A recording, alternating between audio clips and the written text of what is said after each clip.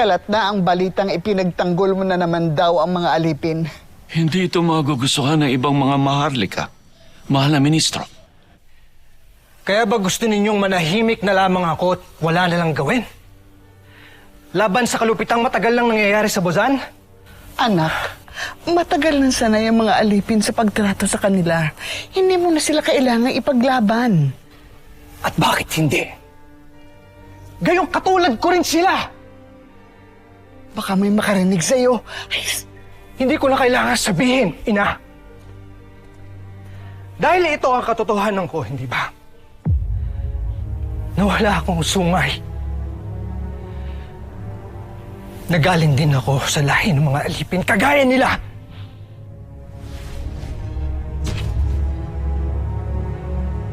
ibalik mo yan. Isuot mo yan uli bago pa may makakita. Pagod na akong magpanggap, ina. Isipin mo kami, ministro. Kapag nalaman nila na huwad yung mga sungay mo, malalaman din nila na itinago namin ng totoo. Tiyak na parurusahan kami. Kaya isuot niyo uli yan.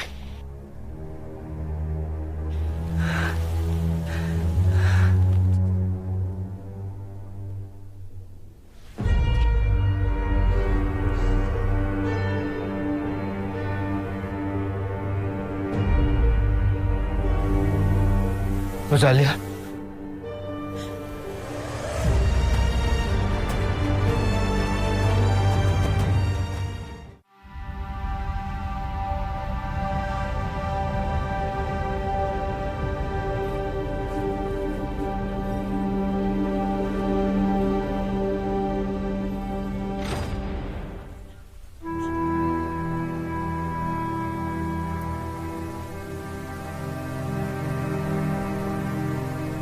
Rosalia, magpapaliwanag ko. Niloko mo ako. Kaya pala napakabuti mo sa mga walang sungay. Dahil hindi ka totoong maharlika.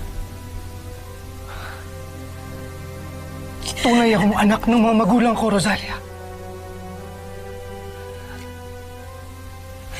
Totoo rin lahat ng pagkakakilala mo sa akin.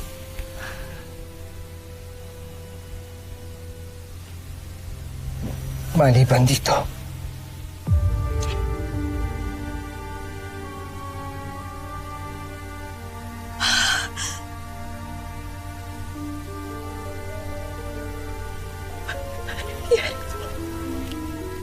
Ba't nangyari na wala kang sungay?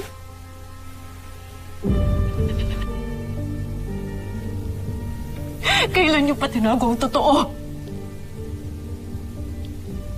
Mula nung isinilang ako.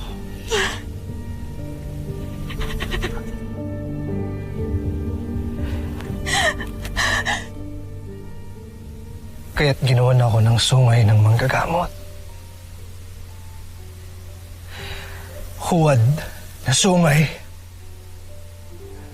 na isinuot ko hanggang sa aking pagtanda. Nang sa gayon ay hindi magiging alipin ang turing sa akin ng lahat.